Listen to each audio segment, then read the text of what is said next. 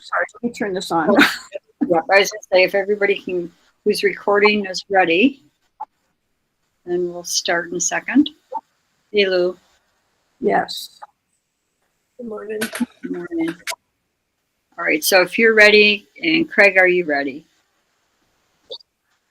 It is 10:01 a.m. This is the Bluff Town Council work session. Roll call. Linda Sosa.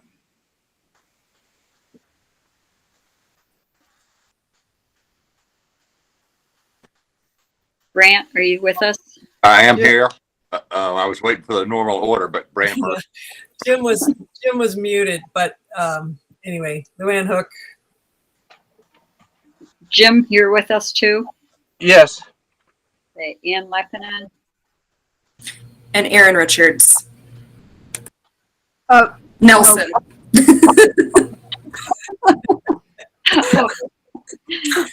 See, that's what happens when you change your name. It doesn't help because it's on the agenda wrong too. Yeah. Linda and I are going to get used to that. Yeah. Okay. So the first thing on the agenda is a review of Dr. Barentine's edits to the exterior lighting ordinance. And I won't be on tonight's joint work session due to family scheduling. But I just want to remind everyone of a couple things, and then Aaron's going to do this tonight as well. Both today and tonight, the goal that I think we all have, and if I misstate it, please correct me, the goal is to go through what Dr. Barentine is recommending for the Dark Sky International Dark Sky application. This does not necessarily mean that those things we're discussing are things that we are looking at and changing our current ordinance, which is in place. It's a two-track thing, and I really want to be sure that we're all on the same page. The second piece is that the meeting today and the work session today and the work session tonight are to build a consensus on what we want to revise, both on the current ordinance, if anything, and then when do we want to work on a dark sky application, which is the whole other second step. You know, we have an ordinance and then we have the dark sky international application. So it's two-track, and it's really to build a consensus that there's no voting, there's no agreement. Ultimately, these two pieces, whether to amend anything in our current ordinance or what the time track looks like for doing international dark sky application, those will be decided by the council at some point after these two work sessions.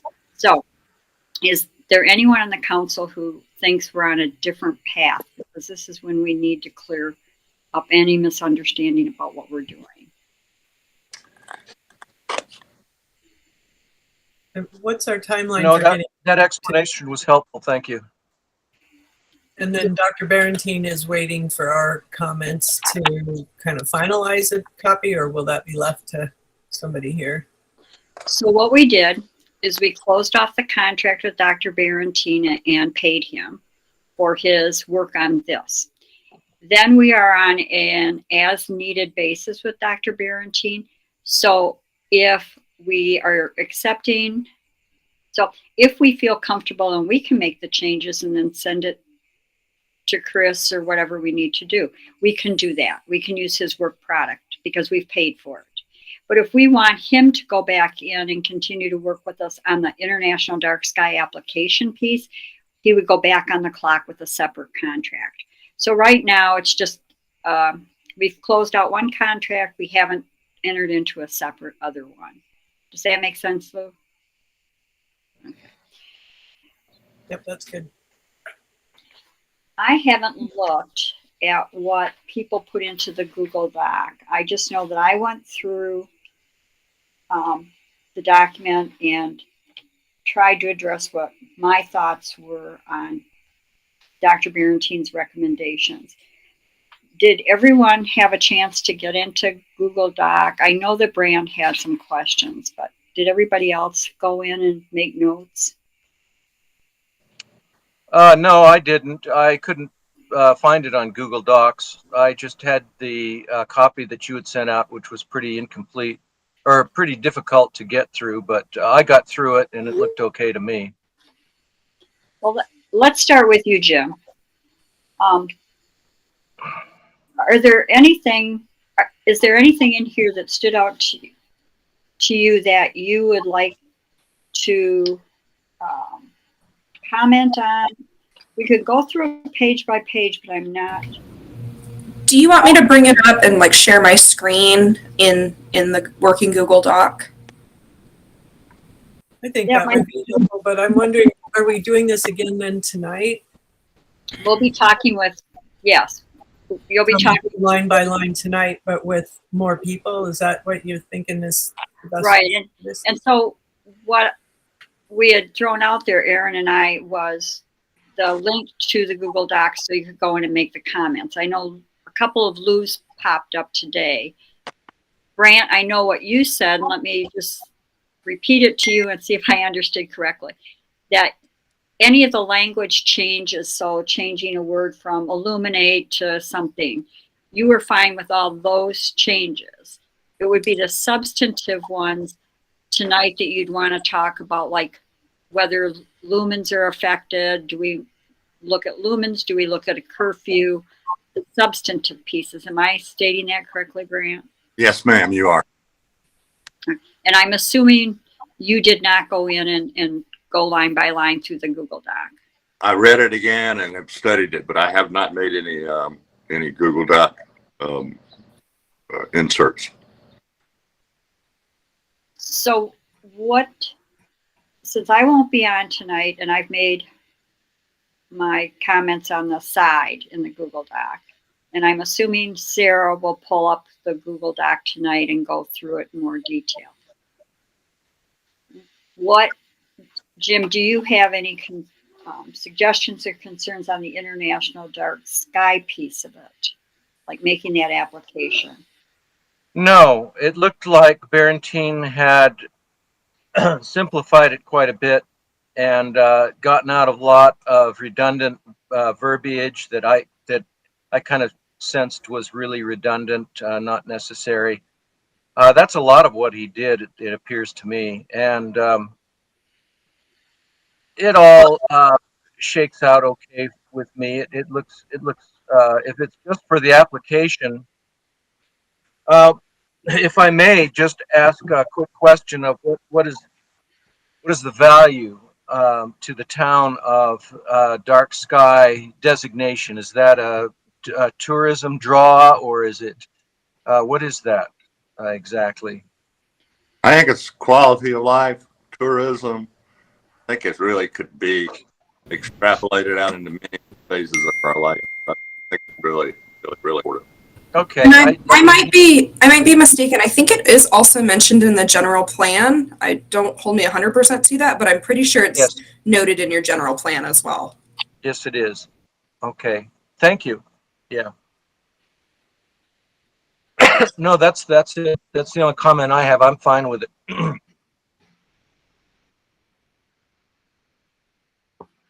So, Linda, did you have a chance to go through or access it? And do you have any particular comments on it or any thoughts for the International Dark Sky application piece? The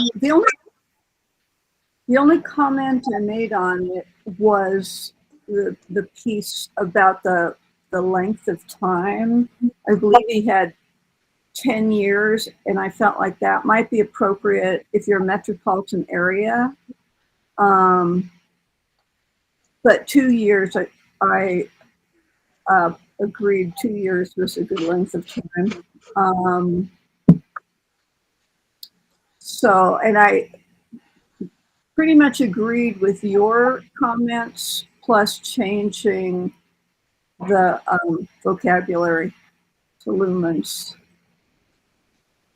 So I feel good about, in general, though, I feel good about it.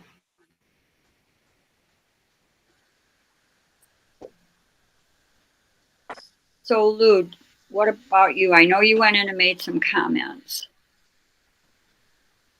Yeah, so given this a lot of thought over the time that it was being created. I sat with planning and zoning as they created it and whatnot, and I've thought about it for years as we switched ours out probably 10 years ago that we did our property and whatnot. So I've given it a lot of thought over the time, and I really like the way he cleaned it up.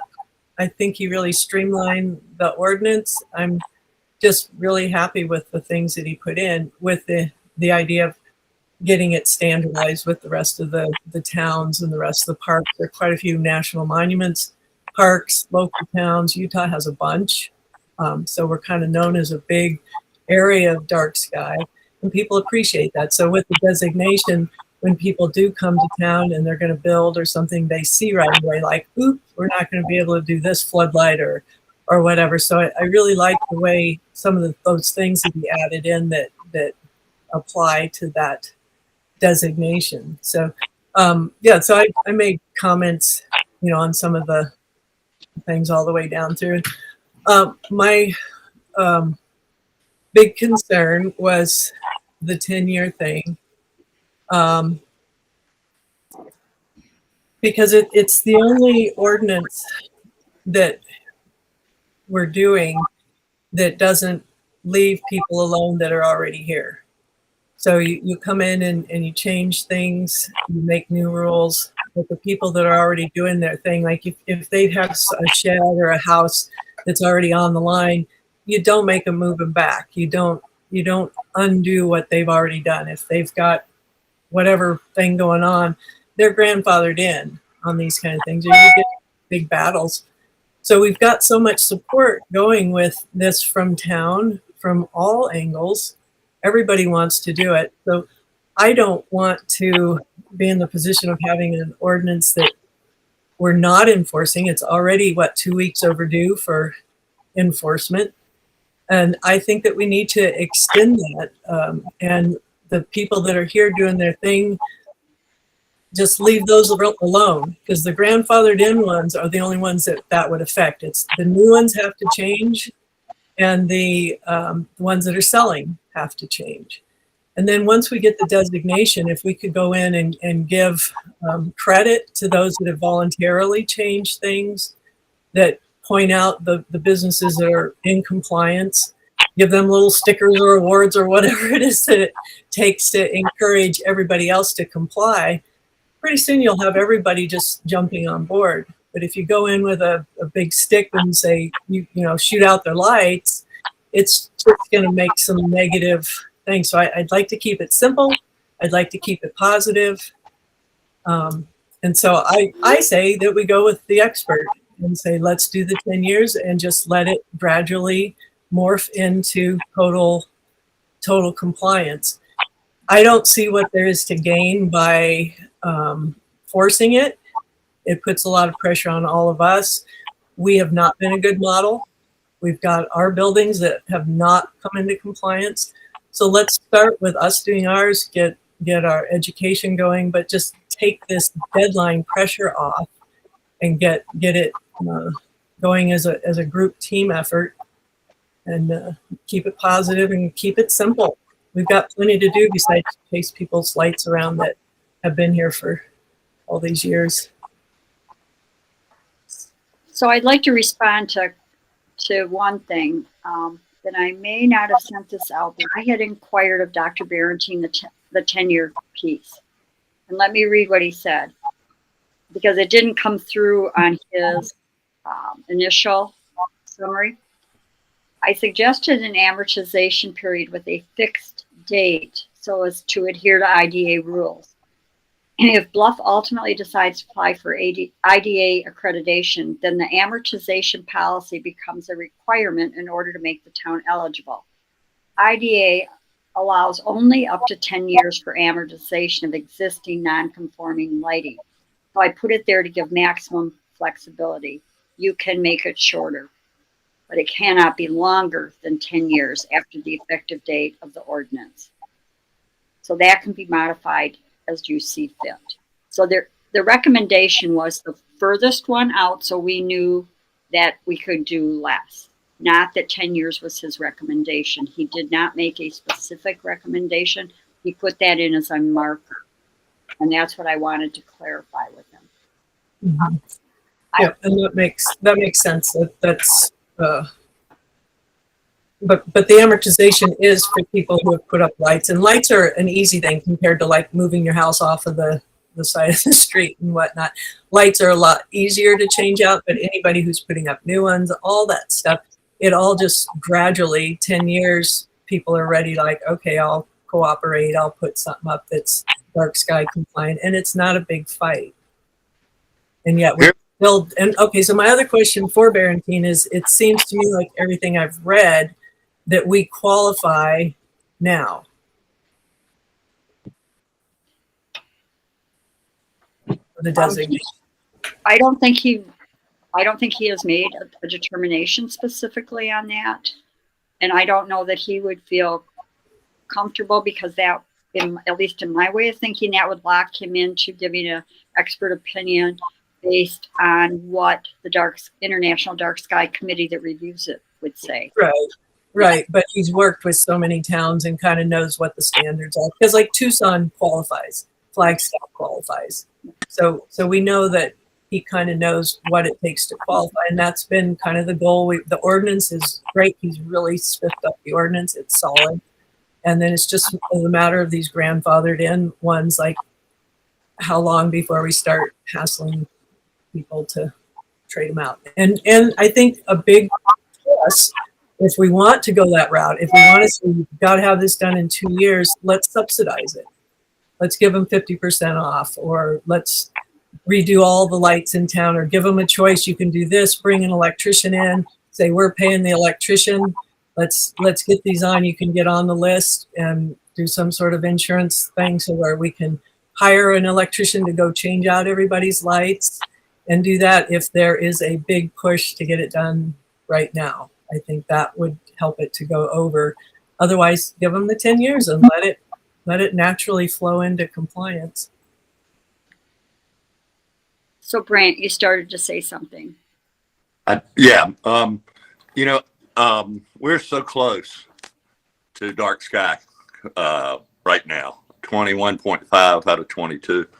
And the people that are most affected, Lee, you talk about not being bothered by people, the people that have light trespass are the most vociferous in town, reaching out and complaining. So the idea of 10 years to me just is, I'm not even going to be around to see it, So I think the thing to do is to kind of do 2 years where we're 80% of the way there, and we can cross bridges along the way. I'm done at my house, and you said we weren't done at the community center, but they are taped off and they're half done. The cultural center is done. So we have done stuff. The town has done stuff. Linda Sosa's house is done. My house is done. People are moving, but the people that won't move will not move for 10 years if you try to do a 10-year thing, because the people that are pushing against it, are looking for that 10-year window. So I'm totally against that idea. Okay, so let me just redirect a little bit of this.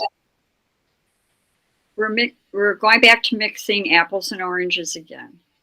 What we're talking about is the International Dark Sky application, which we'll need to have a committee to work on to put that application in, which is at that point where we make those revisions. So, okay, that's where we would decide whether it's 2 years from the revised ordinance, whether we stick with the 2 years that we had, or whether we go 10 years out or somewhere in between. And we can go back and revisit at that point anything else.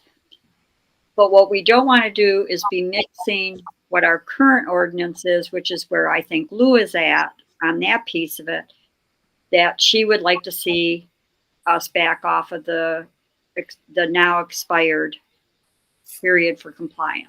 And that's a separate discussion, which is not on our work session, and I can put on for the agenda next week. But what we're trying to do today is see what our thoughts are on Dr. Barentine's recommendations for the ultimate application, that hopefully Sarah, Barack, and I will start working on forming a committee to work on the application in the meantime, we need to go back and revisit, is there anything we're going to change in our current ordinance? But that's a separate discussion.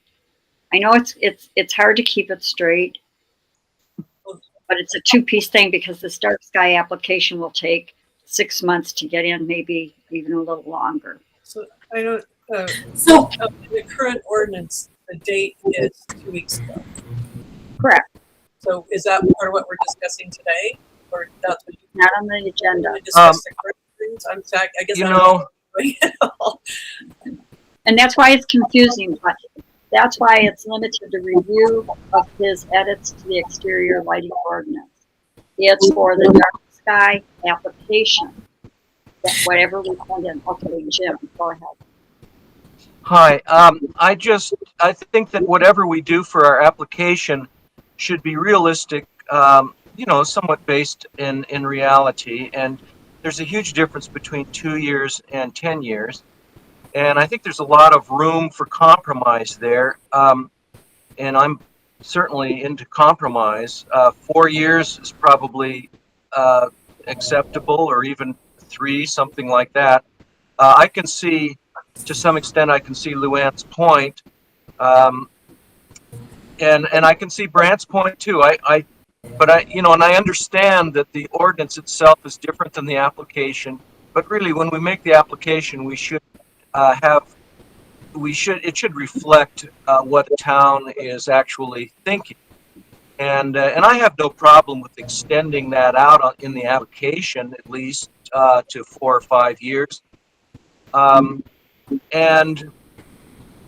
just the important thing is that we get the application in, and the application itself will serve as a guide for as well as the ordinance. So that's my sense, is that there's a lot of room for compromise between 2 and 10 years. And I know you may not be around in 10 years, Brent, but you'll probably be around in 4 years. My guess is, So I know 2 years. So that's where I'm at. Thank you. Erin, did you have something? yeah, so just to clarify for the record, are you proposing right now to start the dark sky application with the ordinance that is currently in place? Yes, because it will take us, if I recall what Sarah said, it will take us probably 2 to 4 months for she and I to be able to have time to meet to work on the application process, which includes, as a piece of it, the ordinance. During the time frame between now and the time that Sarah and I can sit down and work on things and put the application in is when we can revise the ordinance if we're going to do it. So, follow-up question then. So it is possible that the suggested edits that we will be talking about could be in place by the time the application goes in. Right, it absolutely would be, because that would be the ordinance that goes in.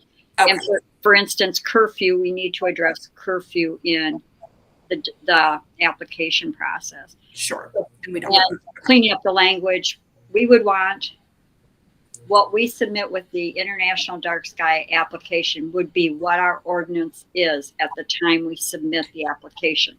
It will take Sarah and me and whoever else time to put all that stuff together for the application. My understanding is the light readings and the mapping and all of that. And so during that time frame, the council can be discussing what modifications to our current ordinance do we want to make. Okay. Thank you for the clarification. That helps a lot. I don't know if it helps. I'm rambling. But to address Lou's thing about the grandfathered in, while I do not disagree that that's something we probably could have done differently, at this point we have people who have spent money and businesses who have spent money to become compliant within the 2 years. And as an example, I'll use the San Juan School District. They've dumped quite a bit of money. Desert Rose has dumped quite a bit of money. I'm not opposed to having I'm not opposed at all to a discussion and see what we can do to compromise during the next couple of months.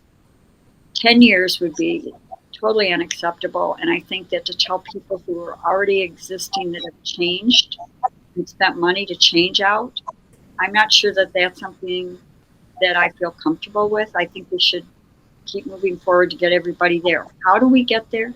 And how long it takes, I think, is a fair discussion, a good discussion. But that's something a second move. And then that's just something we have to put then on a separate work session, is to start looking at our current existing ordinance and what do we want to have that look like when it goes with the application. So people have, started some upgrades, but the two that did a ton, Desert Rose has done a ton. The south side has been done for quite a while. It's, a lot softer lighting and whatnot, very noticeable. And they're working on, they've done most of the front. They've got a few more things to come in. Hotwood Steakhouse did a ton. Those two are both trying, one sold, the other's trying to sell. So they all are aware that the ordinance is in place, that you have to be compliant in order to sell. So that's what's motivated them. The school district doesn't have to cooperate with this. I think it's just great that they are. They've got a new building. They might as well make the building look great. If they do it now or later, they want to kind of cooperate with the town. And I wasn't going to mention any of the businesses in particular, but Desert Rose Inn has a supply and demand issue with a couple of their lights. And that's something I want to bring to a work session, is just to let people know that there's a supply and demand issue there. And the owner is working on it. And if that changes, I'm sure that we'll be told that. But yes, a lot of changes have been made there. But I think, again, we're kind of moving off of what do we want to do with the international dark sky. So where I'd like to kind of bring this back to is on this application piece. Next week, I'll have it on for a vote. Are the changes that we're talking about in terms of language and all of that acceptable enough for Sarah and myself and whoever else is on the committee to start working on the application process while we, the council, go back and revisit modifications to our current ordinance? That's what I'll be looking for. Yes, I totally support that. Good. Then I'll be putting that on for a vote at the next meeting, which is Tuesday. And then, like I said, anybody who is interested in being on the dark sky application committee in the community, we should probably do a blast once we have that vote next Tuesday to ask people who want to participate. Same thing for the council, planning and zoning. I think it's really helpful to have some expertise, and certainly some expertise like Sarah's and whoever's out there. So Wasn't there a pretty quick time constraint to get the application in to prevent some more? the end of the year, The the end of the calendar year. Okay. And that's why That's doable. Yep, I think it is. And I'm kind of speaking for Sarah. I'm hoping she thinks it too. But we've got so much of the work done. It's a matter of us making any modifications and moving forward. And then remember that you can bring the idea of having Barentine. I guess he would prepare the application. That would make sure that it gets in or whatever. If there are other things that other people need to work on, maybe we can delegate that to him. And we need to have supporting letters from the community, including business owners of Bluff, support. So it requires a big reach out. So if that works, anything further on that? Then, okay, number 2 is to do a practice WEPs and GETs. And it occurred to me, I had a conversation with Aaron this morning. I'm going to say that I totally dropped the ball on doing my own practice run. I have the application, I've done the test call, but I haven't had the time to sit down and really look at it. And I'm wondering, go ahead, Brant. Motion to move this to a later meeting, Mayor, when you get back and we get things settled down. So what I was going to throw out was exactly that. I'm wondering, okay, so right now with the COVID numbers such as they are everywhere, I'm not sure we all feel like being in the same space. And I'm thinking maybe August, it might be possible to just do a session where we're spread out in the auditorium gym area and we do a practice one. And if I'm the only one that's unprepared, I'm fine to give it a shot today. But I have to say, I'm not where I would have liked to have been to do this.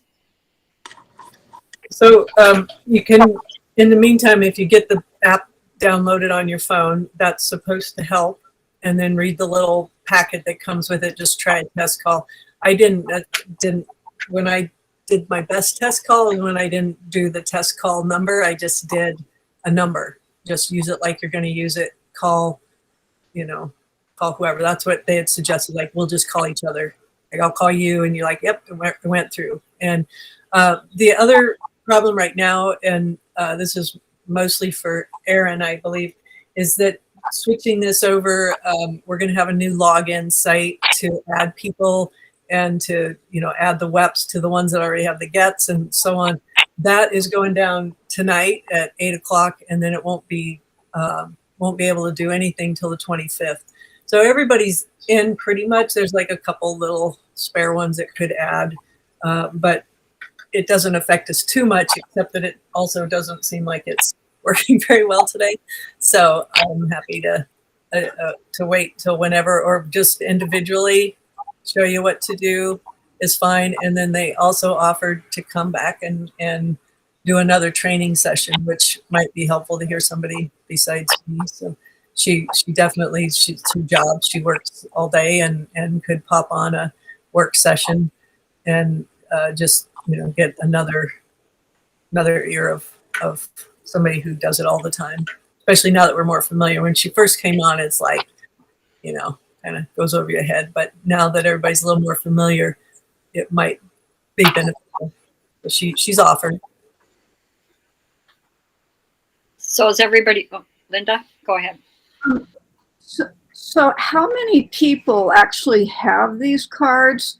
And possibly when we do the practice, we'll be doing it, but maybe we call those people and that kind of includes everybody. I know the fire chief has one and the EMTs. How many other cards are there? I think we have about 10 total. There's a few firefighters, a few EMTs, town manager, the council, the mayor. I don't have the.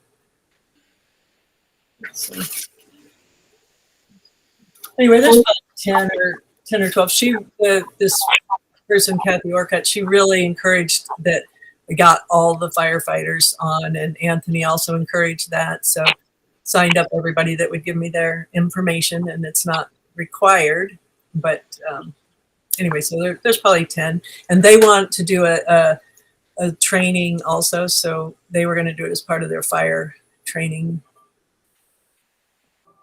Might be interesting to know if when they do theirs, if the chief could include a call to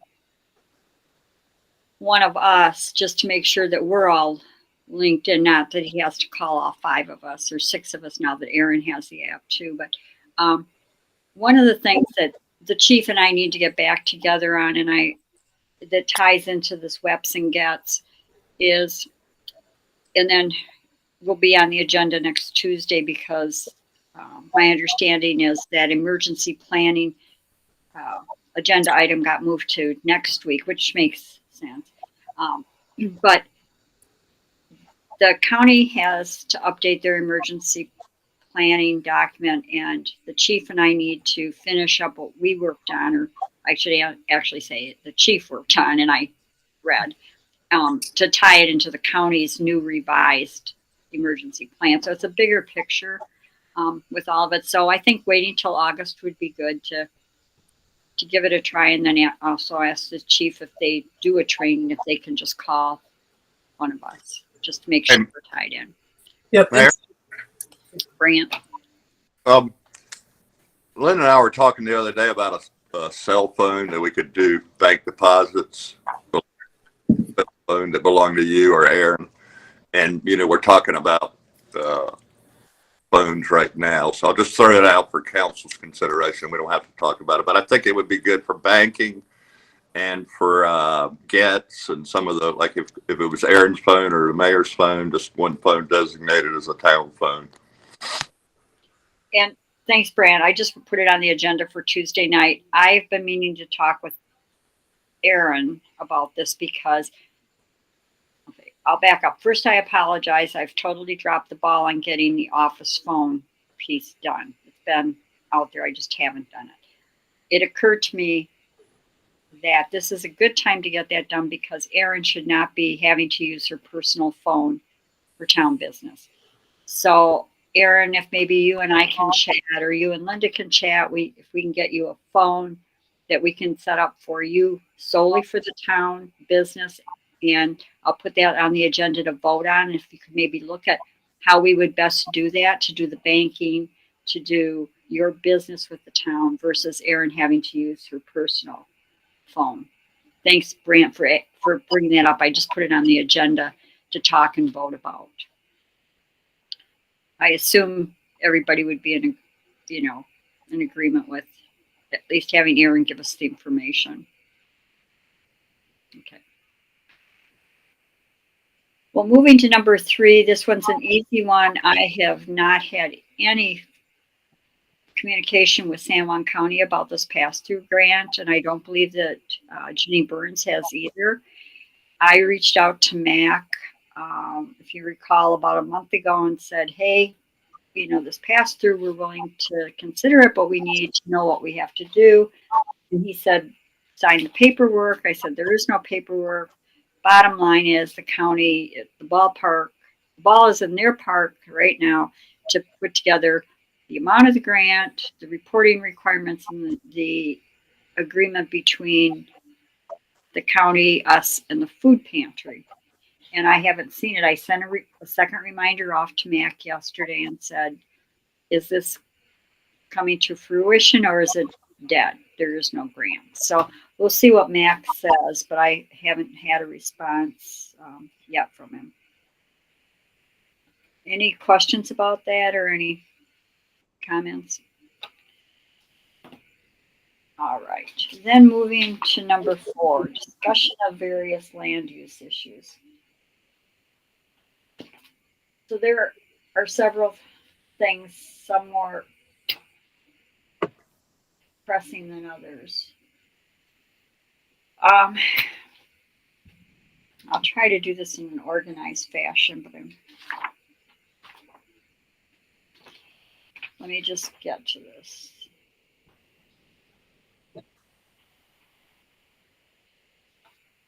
So first land use issue is we have at least one resident, if not more, out in Copper Cliff 2 that need addresses.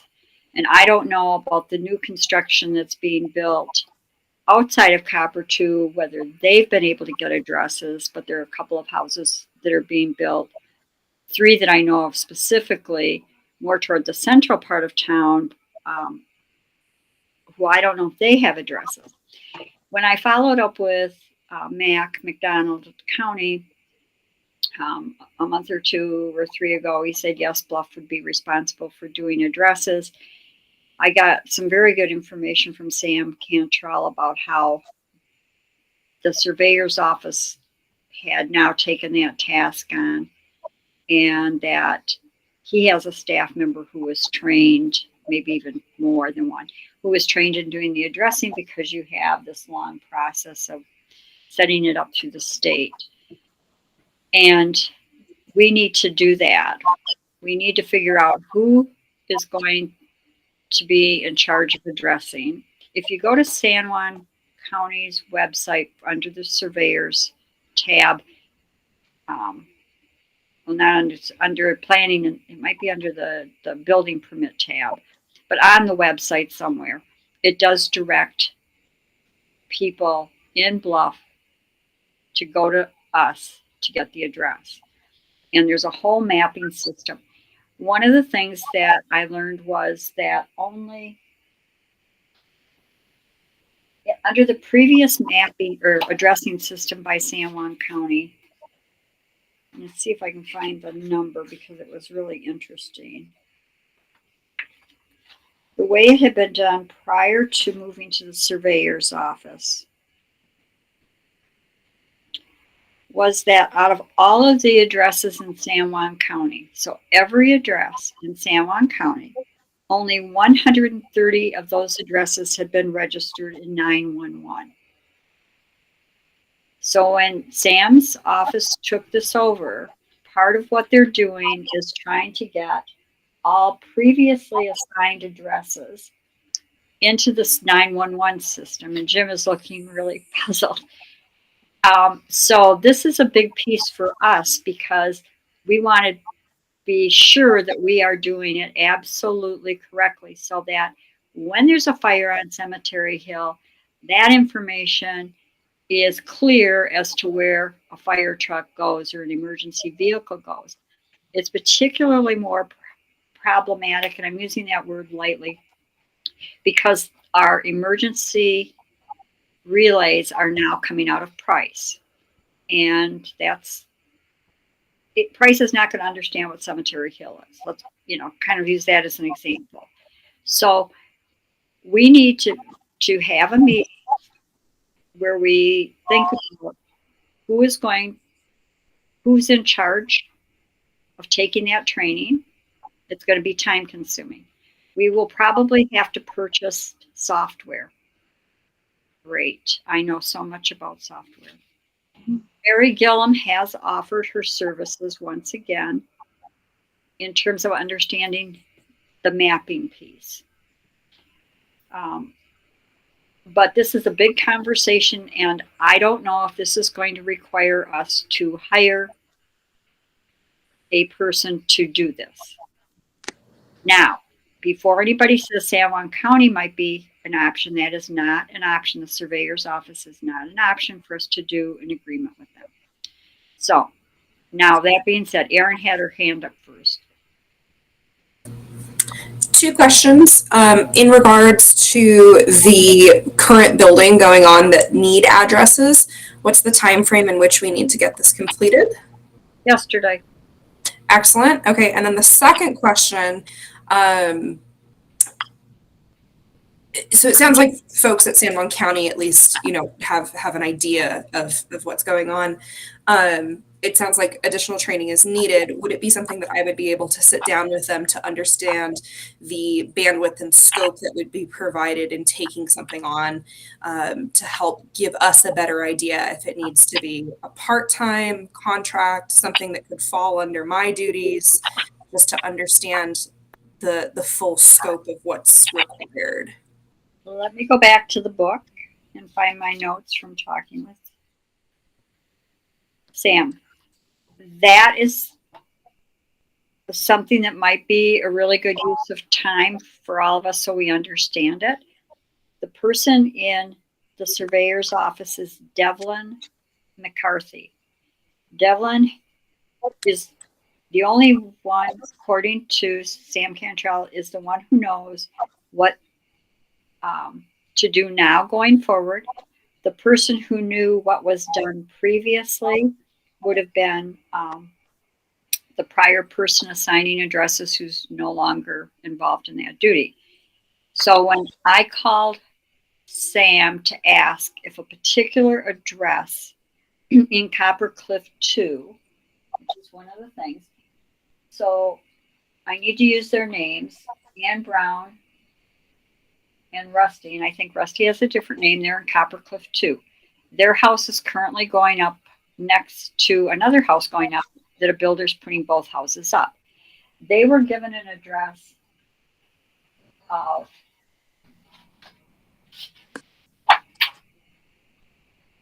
68 South spelled out, 1000 West spelled out, along with another address which was 68 S10 West. Now, my question for the surveyor's office was, boy, and I hope I'm not messing up my recollection from in reading my notes. So if Sam Cantrell listens to this, I'm sure he'll tell me what I've misremembered. I asked if that address is a correct address because in my way of thinking, if It's not. if it's not south of the highway and it's north of the highway. Thank you. And Sam, the only person who would know how that address was derived would be the person who had been previously doing the addresses. And Sam's office did not assign that address. So those houses going up along with I think there are 3 on the west or on the east side of the wash that are going up right now. They are all going to need addresses, and they should be, at least from the conversations I've had, when the building permit is issued by San Juan County, there should be an address. There is, so I think Address for temporary power. There's a couple require addresses in that construction. This is not deep chemistry, okay? There are 2 axes there. There's the north-south. The vertical is the wash, and the horizontal is the highway. And I think anybody with that basic understanding can figure out some approximation of an address. Well, how they got a 68 South out in Copper Cliffs, boy, somebody'd have to explain that one to me. I mean, people are making up their addresses around where I live and have for several years. I made up both the addresses of the homes I own, and they seem to work pretty well, except that other people have used the same address. So, this is really a mess. It's really kind of a mess. It would be good to be able to hire somebody who could just knew how to do this and just do it. so. There's an acronym AGRC. I have no idea what that stands for, but it's a mapping system the state uses that we need to use to be able to fit into, as I understand it, the 911 database, the state base, whatever. So I think we could put this on for a vote next week or at the following meeting, but allow Aaron to explore and get the information from San Juan County as to what they had to do to get up and running. Lou. Yeah, I would sort of think like Sayers is saying that maybe it's a simple process that we just assign everybody their addresses, but I think it's getting a little more complicated. It is. And because we all did for years and years and years, we just made our addresses. And some of them have been pretty close. And then somebody told you it's something else and you kind of got to go with that and whatever. But one of the things, and I won't go over the whole thing, but last night we talked a little bit about that federal safety, UDOT connected to the federal DOT office. One of their things, the whole entire grant system, they've got $1 billion, is for safety. And one of the things they mentioned was addressing, because you need, when you call an ambulance, when you call 911, when you have whatever, you need it for safety purposes. Mm-hmm. And so that was one of the things that you could apply for a grant for through this thing. So the minimum is $200,000. It's a 20% match. So it kind of seems like a lot. And I know prices are high for when you hire somebody, but it could be that we are close to that. And they really encouraged partners. And so I'm wondering, is San Juan County done? Like, could we partner with San Juan County and put in an application for addressing the whole county? Or, and then we could all get our addresses and all get lined up in the 911 system and whatnot. Anyway, it was one of the things that they said that they would issue grants for. But excuse me just a minute, Luann, did you say that there was a match for the 200,000, or is it just a straight? It is. No, there's a 20% match, and there were a lot of ways you could match it, but you couldn't match it till after you got the grant and so on. So, at 20, that's 40,000, I guess. So it sounds to me, just to kind of jump in here for a second, like it would be useful to have Aaron gather the information from San Juan County, from the surveyor's office, and to explore a little bit of what that grant looks like in terms of what addressing would look like. I think that the answer I had pretty clearly from the surveyor's office, from Sam Cantrell, was that there was no ability for them to provide that service to us. Monticello does it on their own. Blanding does it on their own. We're an incorporated town. That's not an option. Now, that doesn't mean we can't go back and explore it with the surveyor's office or with the administrator, Brand. I think that having Aaron gather information and talking to Mary Gillum would be our first good step. She's got a PhD in geography, and I think based on all the help she's given us, she could really help us figure out where the trouble spots in town are. And then, so I want to talk a little bit about hiring engineers in this land use thing. I made some notes about different issues with land use, but one of our land use issues is the easements on the west side of town. And my thought is to hire a utility engineer to tell Bluff what their future utility needs and easements are.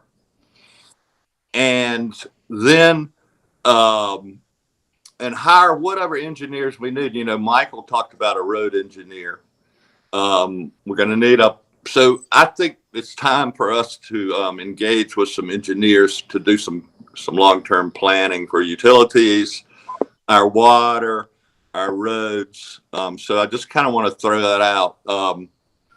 Other ideas on this thing, Mayor, on my list while I've got the floor is locked in properties that have no access. I wrote final utility plan here, easements, culverts, cemetery, trailheads were my list for this thing we're talking about right now. Okay, so that to me sounds like some really bigger long-term planning and strategic planning, because right now we have some specific ones that we need to talk about.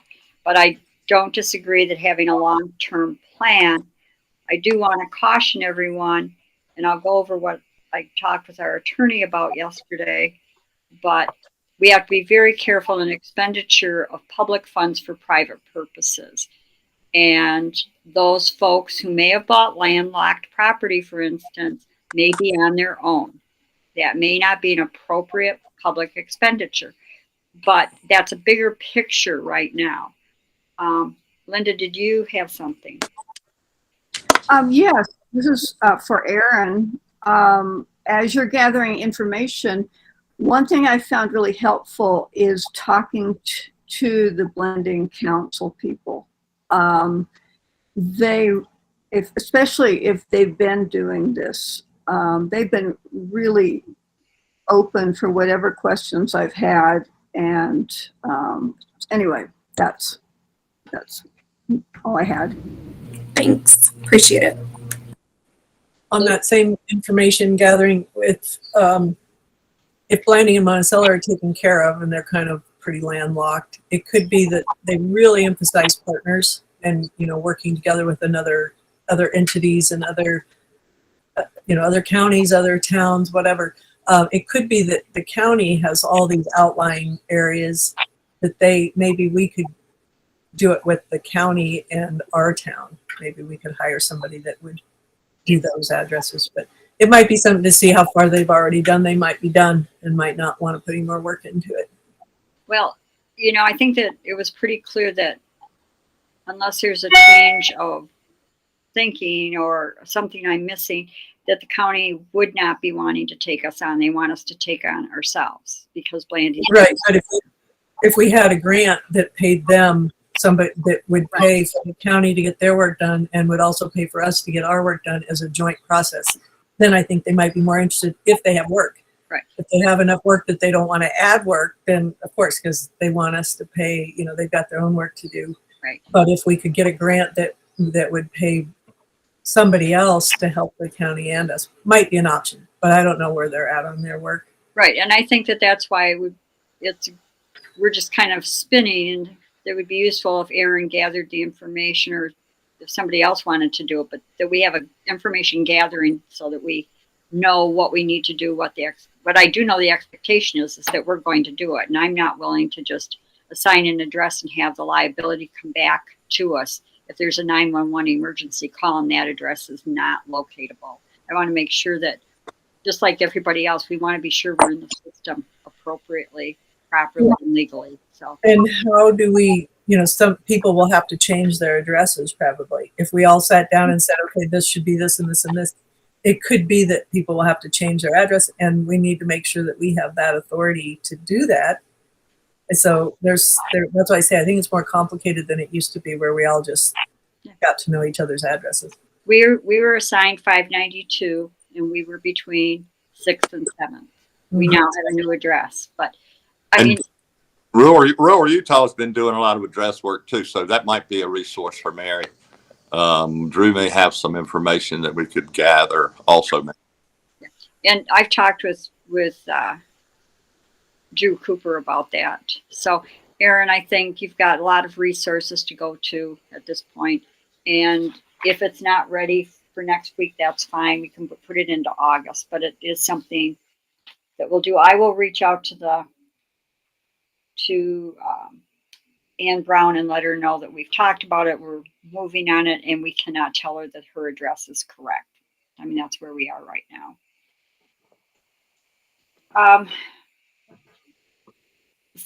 The next one, which is a little easier discussion, I think, is that Marcia Hadenfeld and I met on June 9th with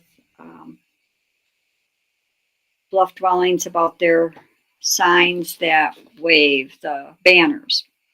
And under our zoning and planning documents, you can only have those temporary banners up for 20 days in a year. So we met with the owner of Bluff Dwellings. When this was brought to my attention, I immediately had our mask up signs removed at each end of town because A, they were no longer legally applicable, but they also potentially violated the ordinance that we passed. So those came down.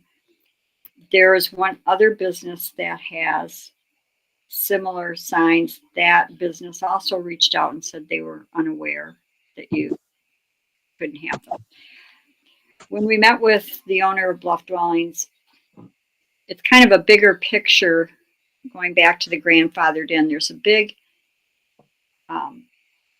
so when you're on the highway on both directions, south side of town, there's a big, beautiful sign that for Bluff Dwellings, which it was pointed out that that's a $60,000 sign. And if it violated our sign rules, it was not coming down. Well, it's grandfathered in. That's not an issue.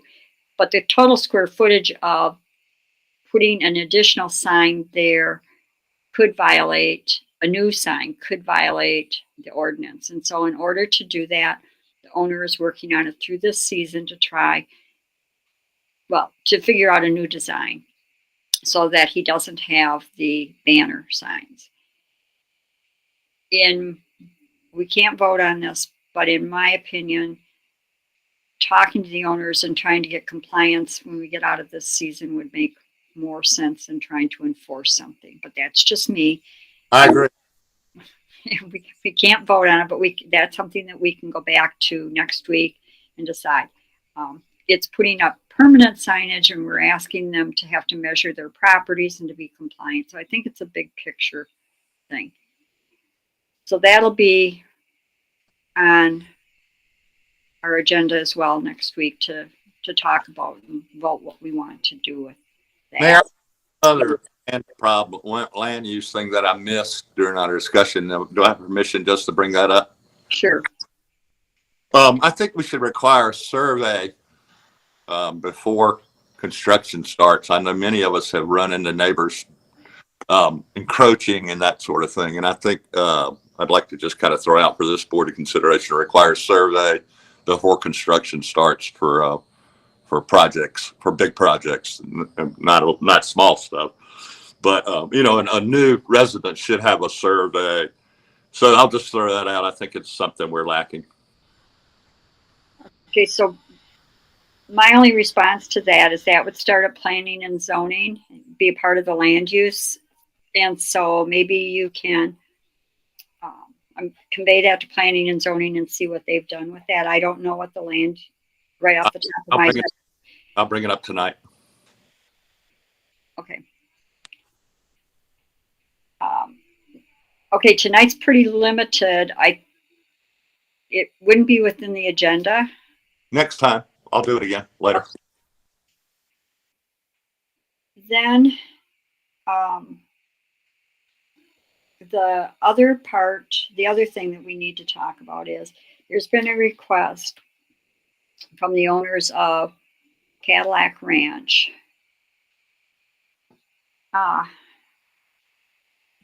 for the town to assist in mitigation of the floodwater drainage that comes down under the culvert there on 191 and shoots south toward the river. And my understanding, I've walked it once with one of the owners, and I walked it and rode it twice or once with both owners. And my understanding is that there are 3 landowners that are affected in that drainage to the south. It would be Cadillac Ranch, an owner by the last name of Lacey, and then Hooks. So Jim and Lou. I reached out to Jared Beard at UDOT, and they assigned it to a team to look at the culvert and clear it out. I don't know if that culvert's been cleared out, but it appears that it has been from reports I'm getting that when there's been rain, it's gone through. I think that Luann did a little bit of work on the north part to make sure things were cleared out. Because there is no land owned by the town of Bluff or maintained by the town of Bluff, my question for our attorney was what obligation or what potential liability would we have? And so what Chris McEnany said yesterday, and I talked to him a month and a half ago, but I wanted to go back to it, and he was on vacations, so there was a 10-day gap of him getting back with me. He said there's no obligation of the town to provide stormwater control or mitigation across private properties. However, it's a case-by-case analysis, and if improving the drainage is something that benefits the community or the area as a whole, we should think about what the cost is and what we would be willing to contribute, along with the contribution by the landowners who are affected. So he said the caution that he has is that when it's a private landowner problem, and only a private landowner problem or request, there should not be public funds used to take care of that problem unless you find that there is a greater need to be able to do that. So Jim, you've got your hand up.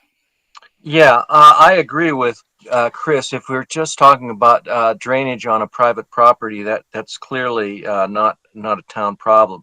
However, let's not forget that there is a ditch that the town paid to have cleared. There's substantial work that the town has done upstream on that drainage that shoots it under the highway and onto the, into the ditch. I mean, I think the town has, I mean, I'm no lawyer, but my sense is that the town should really consider the obligation we have for people who are living downstream from the drainages that we happily maintain upstream in the town, and shooting that water into the land south of the the highway. The other side of this is that I don't know how much how much money it would take to get you know, a backhoe in. We would need to get permission from the landowners, obviously, to get equipment in to clear that out and clear it to the river. But to my mind, that's a serious issue. I mean, they could really experience some really real flooding, as we've seen in those videos, and to say that we don't have any responsibility for that when we have done all that riprap work upstream, you know, coming out of Calf Canyon, which is basically where the water is coming from, I think you know, is just a little bit not entirely on the up and up, you know. So anyway, that's my sense. If it, I don't think it's going to cost that much, and it could prevent, you know, lots of issues there. Okay, so let me stop you before I hear from you, Luann. I didn't get to quite finish what Chris told me, because I did discuss the northern changes that were done by the Bluff service area, where the Bluff service area turned money back to not complete some of the problem areas that were north. Chris said, again, that's a fact, you know, a fact-based situation. If it didn't change the amount of water going through, we'd have to consider that. The other piece of it is there was work done on the south side by the previous owners to Cadillac Ranch and by some other people well-meaning to dig it out. There's been some cement put in there. I don't disagree with you, Jim, that I think that and that's why I'm laying it out. It's a fact-based. We have to look at everything. And I wasn't here full-time 10, 15 years ago, so I don't know that drainage how it changed with the BSA's work and that retention pond and all of that. The estimates, and before I hear from Lou, the estimate that first came in that Cadillac Ranch got, which shocked them, was $100,000 to fix that area. But that included moving dirt and taking the dirt away, whatever they had to do. Cadillac Ranch wants to retain that to be able to build up. And again, Cadillac Ranch, I know you're listening, so you can send me an email and correct me after the fact if I've misstated anything so I can correct myself. But my understanding is they would want to retain that fill to raise up some of their campsites. The other piece of it is that then Cadillac Ranch got two estimates that substantially were like way reasonable. I think it was, I don't have them in front of me. I think it was 16,000 and 18,000, but both of them were under 20. And I'm not opposed to looking at whether the town should do something. I also think we all would agree we do not go on somebody's private property and begin doing something without a written consent, which would require getting Chris involved to do what they did up in Calf Canyon, which is get the consent of the landowners. So to fill in that piece, thanks, Jim, with those questions. But Lou, now go ahead. Okay, so I will say, and you all know, but just for the record, we do own the property that used to get the water below Cadillac Ranch. And of course, I'm on the town council, and I also managed the house that was in flood danger, the Adams house, right there at the corner of the elementary school and 7th. So I was involved on the other side with the storm drainage because the easement, we gave an easement to the town to come across our property to dump water down there to clear the rest of the north half of the town. So I was involved with that engineer and so on. So the drainage was changed below Cadillac Ranch, changed because it used to go across where the pond is. It was changed, and we lost the water that used to be the moat around the lagoon and used to water all those trees that are right below where our dumpster is. That's why those are all dying. We don't get that water anymore. That route was changed. Probably wasn't a legal thing to do, but it was done. The pond was built, and that was skirted around it. And it used to be maintained, and it used to come on down and hit the ditch, the drainage ditch that takes water out that would go to Guyman's Ranch. Used to hit that ditch and then come on over across our land and hit the wash that way. So now the water comes under the ditch and doesn't make it to our property. That last one didn't anyway. A bigger flood might if it soaked it up a while, but that one never hit us. It went over the bank somewhere and went into Lacey's property. He used to be the sheriff. He owns that property and kids, whatever. Anyway, that piece of property right off the highway there. So it never hit us. The ditch was dry where we connect with that property. So as far as concerns about what we've done, we've actually protected all of that from a town point of view. It slows it down up in that retaining pond. It slows the water down. It catches it all. Before, that ditch was brim to brim, and it flooded into Vaughn and Marsh's, their bunkhouse there. That was flooded. There were lots of places, just the whole street was a flood when that was just free range flooding down from just that collection area. So that's what it fixed, was it protected all those houses. It was going to go into where La Posada is. It used to go into his property and just flood the whole thing when that was a kind of a junkyard. It used to flood all of that.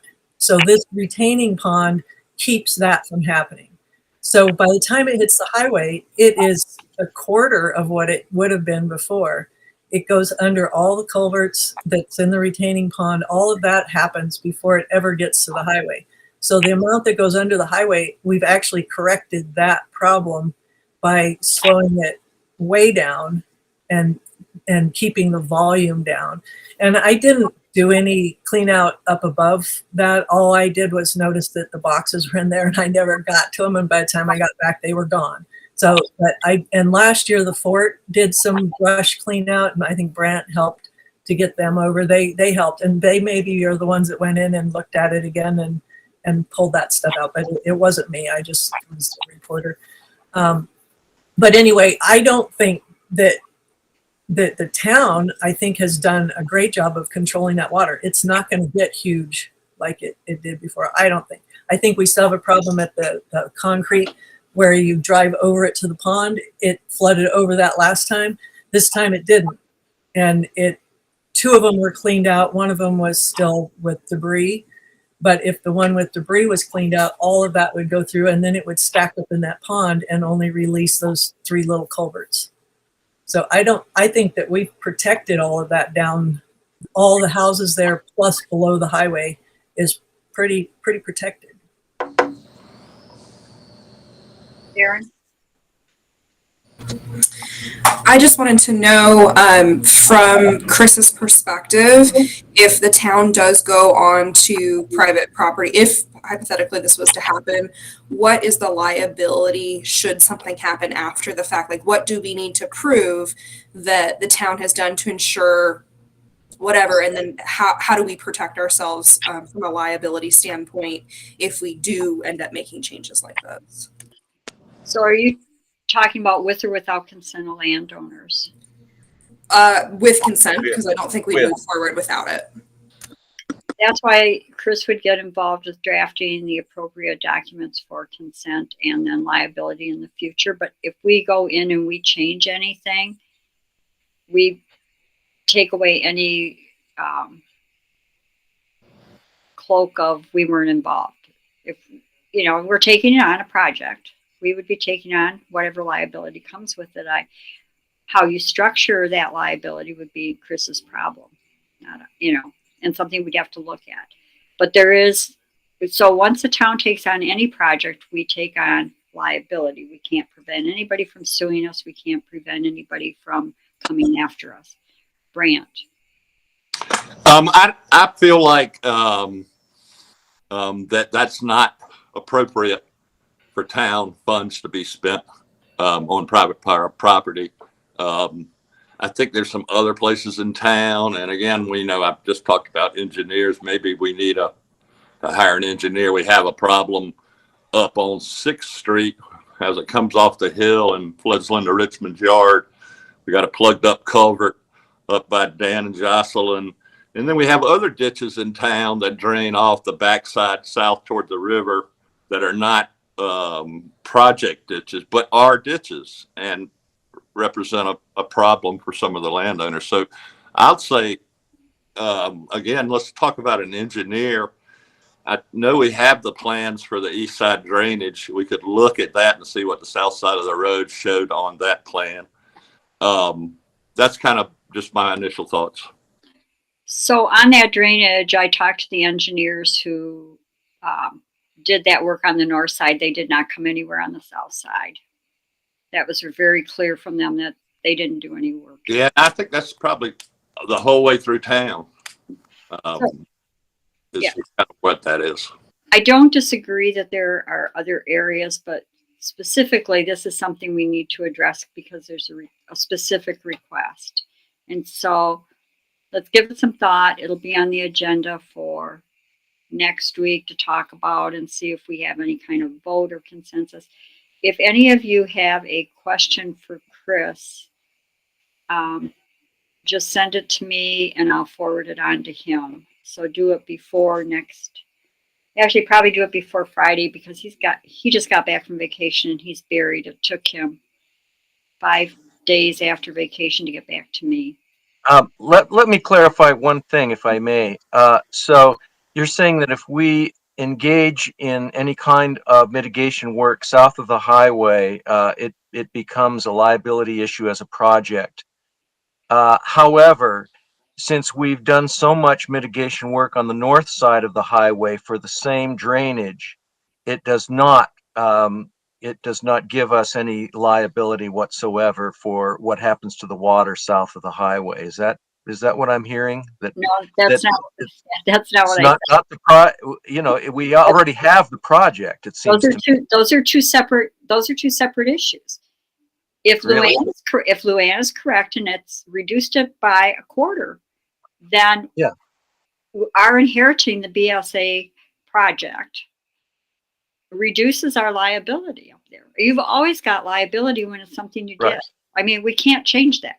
The question is, do we incur additional liability or is that liability already there? And I think to me, the bigger question is just practically, is this something that benefits the community? Is there a benefit to it? Because clearly it's on private land and clearly it's public funds that we're being asked to spend. But just, if you could throw your questions for Chris on the legal piece to me by Friday so I can send him a thing and ask him to just weigh in. Lou. Thank thing you. that complicates it just a little bit is that when they did do the survey and whatnot, and I can't remember whose land the pond is on, but that's when they talked with Jennifer trying to get the pond up in Calf Canyon.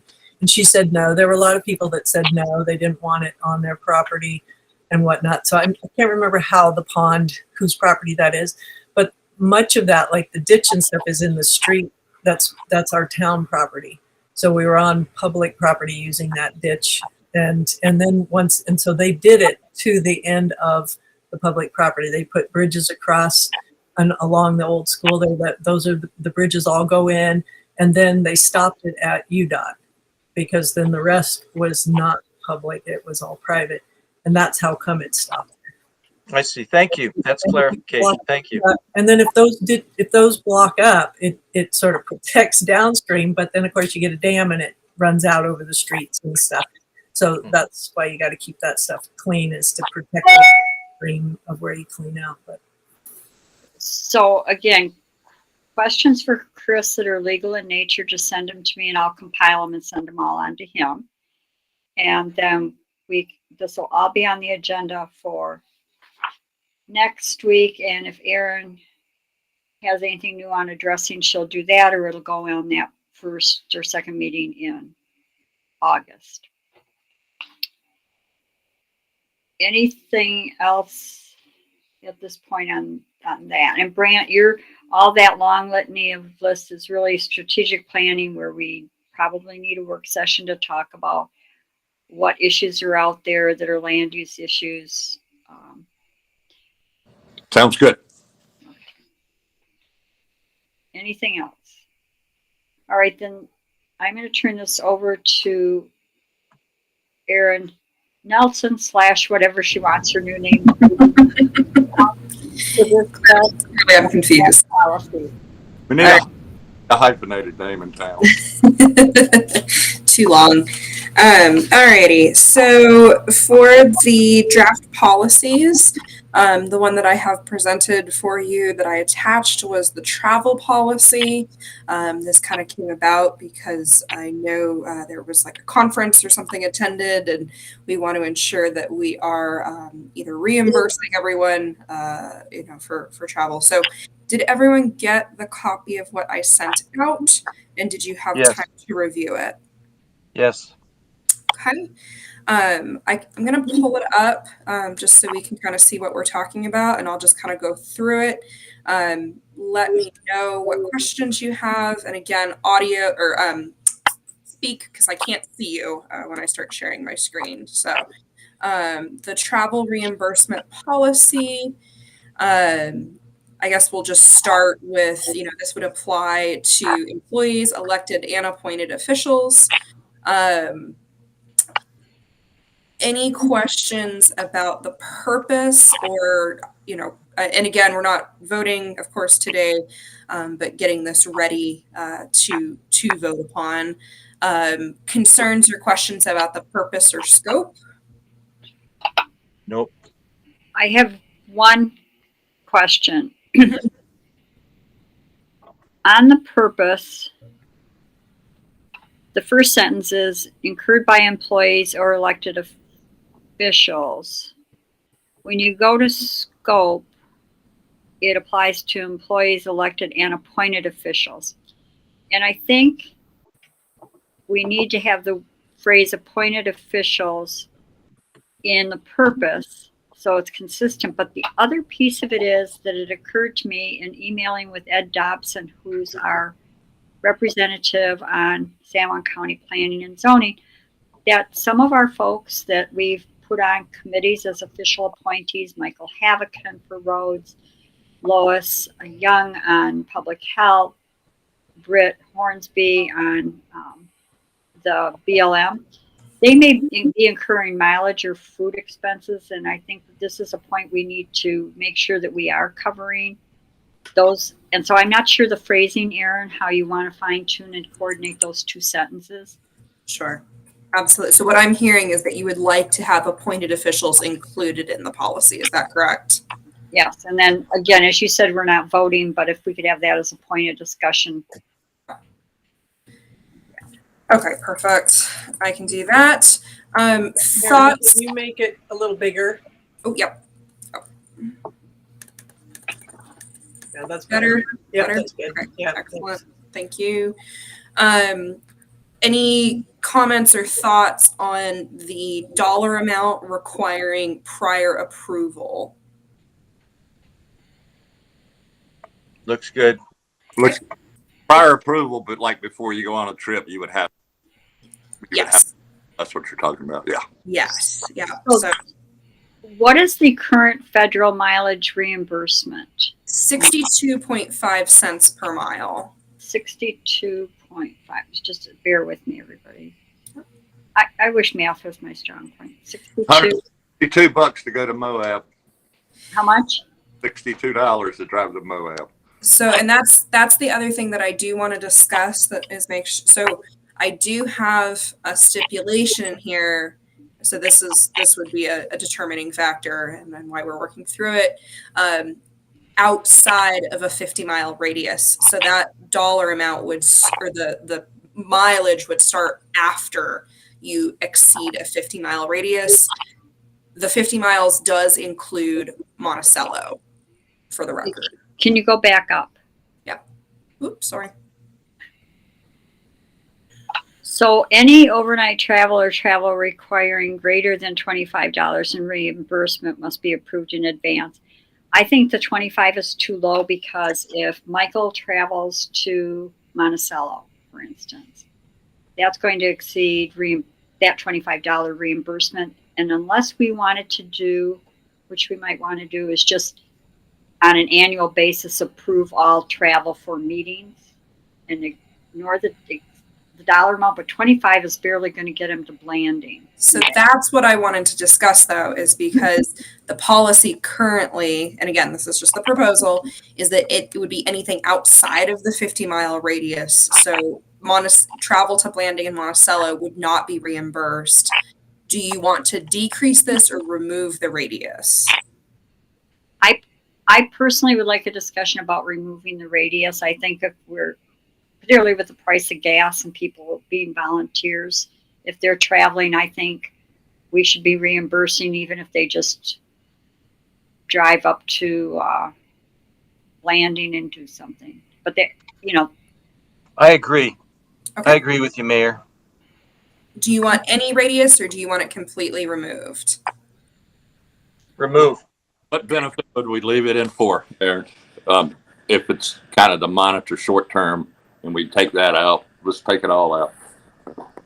The benefit would just be monetary, that you wouldn't incur as many travel expenses. Alrighty, and then you want to increase this. Would you like that increased to a minimum like of Blanding, of Monticello? Should we think about per diem per mile? I kind of like the idea of, so there's usually once or twice that somebody needs to go up to Moab. So maybe looking at either Monticello or Moab and playing with that dollar amount, what the gas would look like and with a lunch. Like I know Lou and Linda and I've gone up to Moab several times each individually or together for meetings. But that's not that frequent. We generally know we're going. But the trip up to Monticello could be, hey, Brant, you need to run up and file this for us. Sure. So maybe you could play with the mileage and give us some options. I can absolutely do that. And just for math purposes, if you went to Monticello, if somebody was, say, Michael's going to a meeting in Monticello, or you want somebody to be in person at a county commission meeting or something, that would be the $62 because it's 50 miles up there and 50 miles back. So it's 100 miles that you're paying 62 cents a mile if you just pay them gas. So that a trip to Monticello would be reimbursed at $62.50. Correct. Thereabouts, yeah. Okay. Let's look at it and think about it a bit. We could have a standard fare going to Monticello. If I drive up in my pickup, it's going to be different than a Prius going. So, we're going to have some different, I know the mayor's car gets good mileage. And that is why it's generally accepted to just go off of the federal reimbursement rate, as they do. And I know that's been adjusted recently. I don't have an exact date, but I can give you the date that it was adjusted. But I know that's why governmental purposes, we usually go off of the federal rate because they do kind of equal all of that out. And it's gas and oil and wear and tear and brakes. So that number is a comprehensive Correct. number per mile. So and it seems like to me that's the right one to use. Excellent. I'm going to move down. There is quite a bit in this policy, so we'll kind of go over it by section. So again, we can talk about, I'll give a proposal, or we can remove this bit. I do have in here that should a meeting or event be available in a hybrid format, individuals shall opt for the virtual attendance unless otherwise approved. Pre-approval is required based on that number that we'll modify in the beginning, and I can include it here again. And then the pre-approval is essentially you need to provide the purpose of the trip, an estimate of the costs, and if it's for a meeting or a conference, the agenda and registration if applicable. I would recommend that this would be part of an annual budget so we can kind of have an idea, as opposed to continuing to do amendments to your budget. So this piece here probably needs to be considered. I think that, in fact, I know we've got that in our budget as training expenses. So travel within the kind of that general broad category that we have for attending Utah League of Cities and Towns and other things. But probably in the amendment for 2023, we might want to break that down further where training is separate from travel, particularly since we're including other members. I think that's a great idea. Other comments before I move down? Just the little bias against motorcycles, you know. So I did see that in a couple different travel, and I don't know where that one was. Oh, under 6. We're gonna get there. Hold that thought, Jim. Okay, so after the travel has been incurred, we do need to have pretty detailed documentation in order to, cover for audits. So I have that listed here. And if you have any questions, let me know. But I think this is all pretty standard. Travel related expenses would be the cost of travel to and from, transportation costs while at the destination if you were to take a taxi, et cetera, lodging, meals, and other incidental expenses.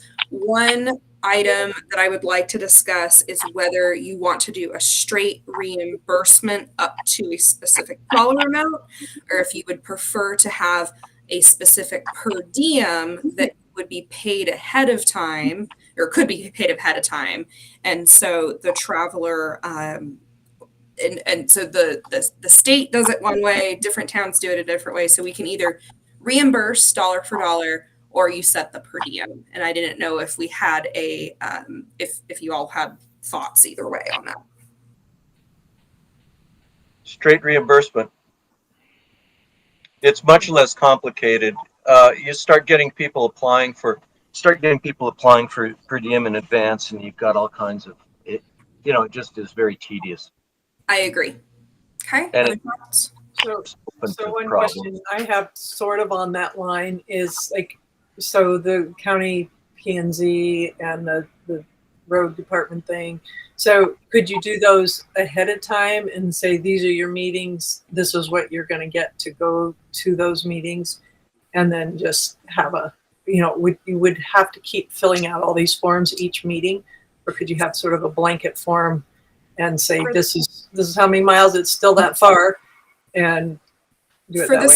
for the sake of the clerk, I think it would make the most sense to wait until the meeting has concluded. You could maybe bunch it up by the month, but my gut feeling is for audit purposes and for the clerk, it makes sense to get it all after it's happened to prevent needing to, the traveler needing to reimburse the town. Linda, thoughts on that? I agree, especially when I put it into our accounting package. It's much easier if they're separate, the date's separate, and so yeah, so I agree with you. Okay. No, it's a good thought because, of course we want to make it as easy as possible on the traveler, but especially given the audit concerns when travel comes up. I mean, this is an area will be audited. It's not an if, it will be audited. So we would want to make sure that the everything is as clean as possible. And registration fees for meetings, if they exist, they can be dealt with ahead of time, and the town would just vote if necessary to just pay the registration fees or whatever for people. That would not be part of the reimbursement. People wouldn't pay their own, right? Yeah, I think that's a good call out. I can kind of separate that and put some wording, but yes, that makes sense. That would need to be paid ahead of time, and not a reimbursement. I'll put in a subsection regarding those fees that I know we talked about above. Yeah, I think that ties into the credit card use. Sure. We'll be talking about it next Tuesday about the Utah League of Cities and Towns annual conference. So the registration fees would just go onto the town credit card, but ultimately we have to approve everyone's attendance at it. I just want to point out that I too would think that reimbursement after the fact. Lou, I really like the idea that we say you'll be attending 6 scheduled meetings for, say, the transportation board, and this is what we calculate you've got for expenditures. The problem we ran into with planning and zoning in San Juan County, had we done that initially with appointment to San Juan County Planning and Zoning, that person would have had to reimburse us for at least half, if not more than half, of what we paid because that person didn't attend. So I think that's what we've run into is the audit issue. So maybe just for budgeting purposes, you can do it that way. I'm just trying to simplify the paperwork, but maybe if you have a standard form and you just fill it out again and again. Yeah, and I like that idea, but we could make it really simple for folks where there's something right on our website that they can apply for their reimbursement. It is a pain, I get that, but we'd have been struggling with the reimbursement on that one. Completely. Alrighty, so Jim, you had a comment on this one regarding motorcycles. Yeah, it was just a flippant comment. Heard and understood. I think the policies that I was referencing and putting this together from a liability standpoint.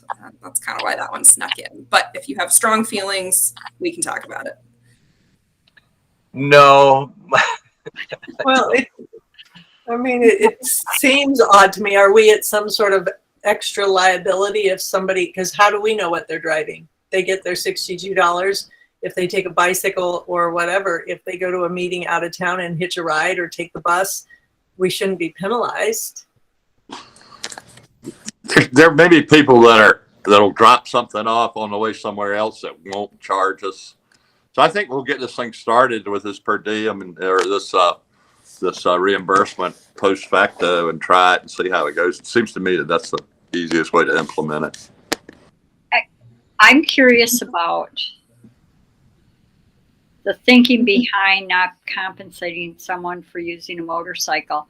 While I think probably public safety says motorcycles are not as safe as cars,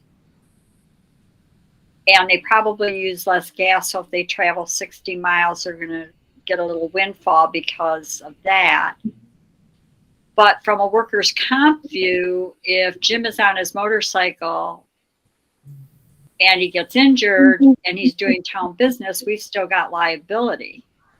So I'm not really sure what the point is. I got the impression it was just an image issue, that you really didn't want to have anyone working for the town on a motorcycle. That's the way it looks to me. They're just not approved modes of transportation for town business or travel. It's an image issue. You're picturing yourself showing up on the Harleys, and that's the problem. Not a Harley, but I mean, Old Bluff has a motorcycle outlaw, on their town council, No, it was more towards Anne's point regarding the being on business and getting injured. Which I find is really interesting. It's like and I'm just throwing this out for levity because I've got another meeting at the next hour here. So if I don't wear my seatbelt and I have an accident, well, workers' comp is going to cover me. It's going to be I don't know. It just seems odd, but we can talk about it at the meeting and decide whether to keep it in or out. I just think it's more of a windfall to Jim, and I don't want him to have that. I will highlight this one if you feel strongly right now. I figured that out. Okay, go ahead. Keep going. I'm sorry. All right. Alternative travel arrangements, essentially stating that, if the traveler finds a less expensive way to travel, the town would reimburse by the less expensive.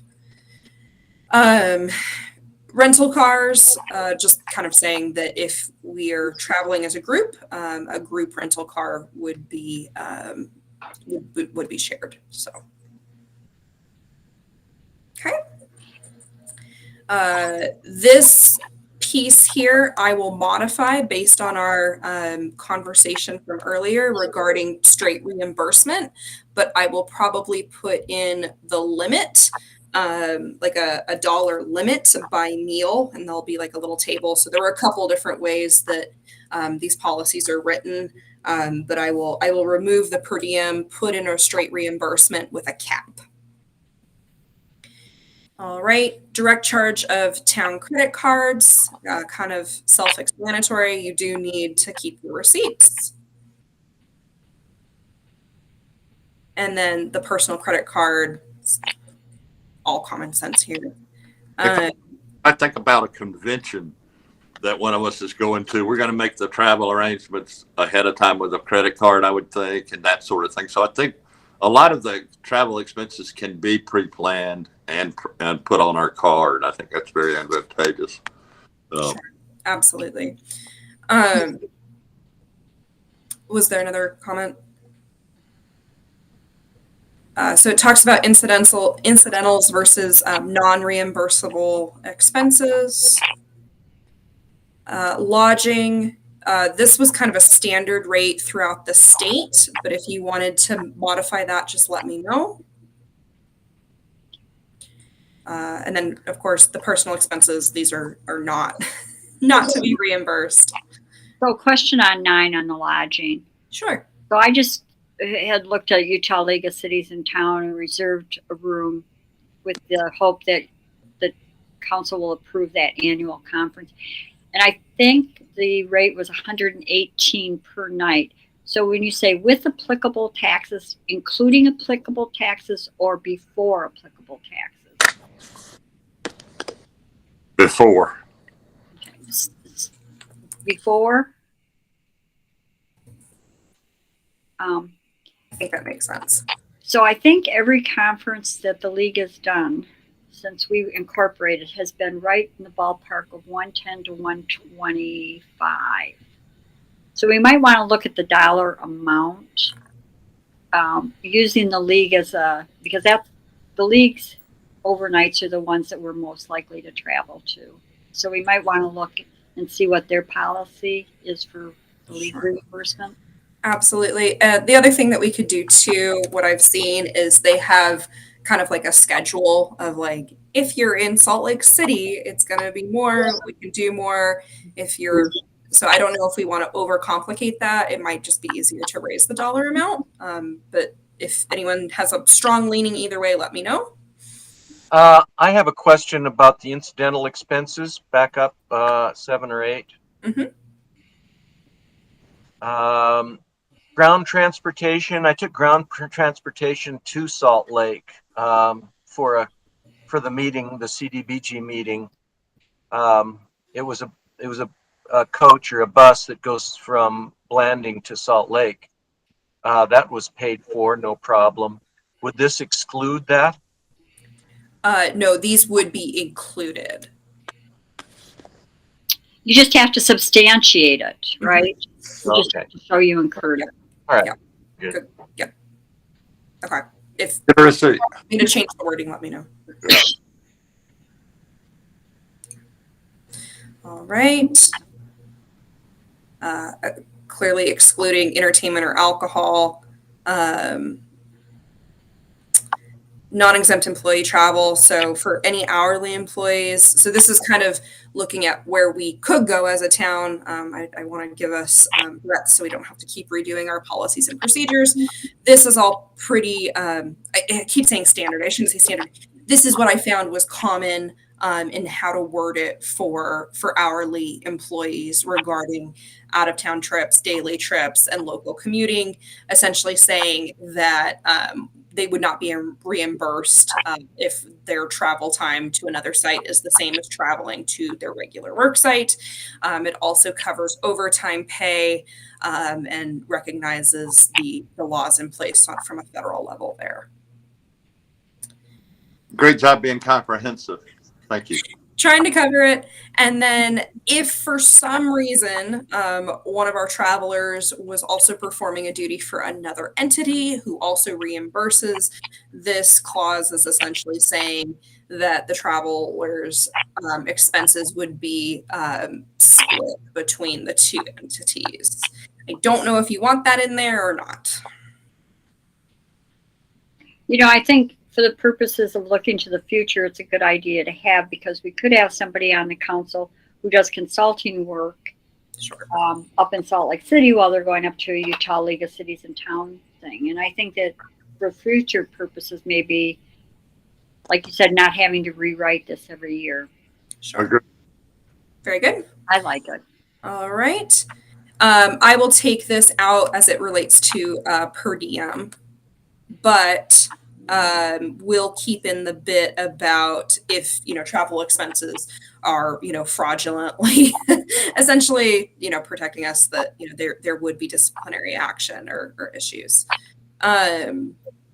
And then super short procedure, I will show you really quickly. There are 2 documents. So just kind of a simple mileage calculation sheet. I will modify this because originally it was taking that 50 miles. So we'll remove that. But it is very important that folks correctly and accurately document their mileage. Again, it is not if you're audited, it is when you're audited. And therefore, for Linda's sake and all of our sakes, we just want to make sure that this is super, super, super clear. There are little mileage books and everything if we think someone's going to be doing a lot of travel. But I think for our purposes, just ensuring that we have it well documented here is great. So we would ask that this be filled out in addition to the travel reimbursement form for travel. So this also, you would take your miles and put it back in here. And then, you have your description of the expenses. Any comments or suggestions on the form affiliated with the policy? It says approved by. So would that be the council or the mayor or? That's a good question. I don't know. So similar to like the hours being signed off on for our hourly associates, just kind of the thought. So maybe it's just date approved and like the vote or something like that. Would that work? It does have date approved and date submitted. So It would be management, the mayor and the manager and the finance officer. Okay. The guys are the ones. I can put it into the policy that, maybe list, mayor, town manager, or clerk could sign off. Would that work? yeah, I think it would, because if there was a problem that I had, I would go to one or both of you before I signed off. So that would work. The other thing is that in the monthly reporting that Linda does for payment of expenses, it would come up when we'd have to vote on it. So if there was something quirky there and someone had a question, you'd have that opportunity to question it. Okay. That sounds good. I'll make a note in that policy. All right. Any further questions on this policy? Nope. Okay. I will get this cleaned up and sent out. Again, if you have any other questions or concerns, let me know, and then we can get it ready for a vote. All right. The final policy, moving on. Oh, I'm so sorry. The final policy, this has kind of been talked about a few times. It's the incident reporting policy. So this kind of came about after a particular incident that happened at the community center. Has everyone had time to review this document? They look great. It looks excellent to me. Perfect. So I'm going to go through this one a little bit faster because it has already been talked about before. Essentially, the biggest thing that I added that I thought was important from my managerial days working for some pretty big organizations was that not only do we want to report and review incidents that caused harm, but anything that someone sees that could have caused harm to prevent future incidents from happening. So we were going to call those near miss events. So just keep that in mind as we go through. We do want folks, and near misses are hard because what someone sees as a near miss, someone else is just like, oh, that, it is what it is. But I do think that we should have it covered, that we want to know if something could cause an issue in the future, if that makes sense to everyone. The idea of being proactive in workplace is 80% of the deal. Absolutely. Great idea. Excellent. Okay. Thank you so much. So this is definitely going to cover employees, contractors, vendors, visitors, and the public. So anyone who is on our property. The one thing I might suggest, so I have what an accident is and a near miss. We kind of have this, it's all about an incident, and an incident could be an accident and it could be a near miss. So in the policy, I can also kind of add a definition there. I didn't know if it was confusing though, as people were walking through what we're trying to cover. All right, not hearing anything, so it sounds like it's pretty straightforward. This policy does have a form associated with it. I'll look at that immediately after. This just kind of goes through your reporting procedure, reminding people to please call 911 in an extreme emergency. The form will be returned to me as the town manager. And then this bit here is what I definitely wanted to talk about. So level 1, no visible injury, no medical treatment necessary. The individual refused medical treatment and was able, most importantly, was able to return to normal activities immediately. So even if they're hurt and they pull it out, but they're not able to return, that would be a level 2. So it goes up. But that would be kind of more of like that near miss. And so a call or an email to town manager within 24 hours, just provide a description of the facts and events. You do not need to fill out the form. Level 2, minor injury sustained in the normal course of activity. If the injury can be treated through the application of first aid only, the individual is able to return to normal activities. Also included are accidents, property damage. So this would be like less than $50 in damage. You need to call the town manager the same day and return the reporting form within 24 hours. The town manager will report the incident to town council at the next scheduled meeting. Level 3, this is a serious injury or illness, severe damage to property or vehicles, theft, vandalism, other major incidents, with a reminder to please report that to San Juan County. This is a contact the town manager and mayor immediately. Incident reporting form to be filled out. Afterwards, there will be a safety meeting conducted to include the parties, witnesses, instructors, etc., to ensure that an accident like this wouldn't happen again. Thoughts on levels or concerns, things that we would want to add or move? Looks good. Okay, and then as a note, sorry, down here, if one of the minor levels all of a sudden rises to the person needing emergency services, then of course level 3 will be initiated. Okay. Good job. In looking at this, I think that we'll need to, the operative, Aaron, should add a policy as to what your obligation or my obligation is to do the workers' compensation report and have a policy so that when, and maybe you've already done this, when you receive your report or I receive notice, that we immediately initiate the workers' compensation issue. Having had an electrocution on the building of our house, I can tell you right now that if there's a serious injury, workers' comp does not want us to wait. And they want to direct all the law enforcement requests, all of that. They want to be in charge of that investigation. So I think particularly for level 3, we should have that next step of what you and I or you and somebody else does. Otherwise, it looks great. Thank you. Excellent. Any other comments before I move over to the form? I'm going to have to jump off in about 2 minutes. I have another meeting at whatever time it is here. Whatever time zone you're in. Perfect. We are almost finished then. This incident reporting form, if everyone's taken a look at it, essentially we're just collecting information. We want detailed information. I did get this from a school or university, so it's pretty detailed. And again, just notates that please contact the sheriff, the San Juan County Sheriff, if there's a crime or traffic accident. And then again, this is going to be completed after the fact. It's not like the instructor's completing this, as the incident is happening. This is for our reporting and documentation purposes. Thank you. I like it. Perfect. Okay, that was a lot of information. Any other questions or concerns as I make those final edits to prepare for vote? No.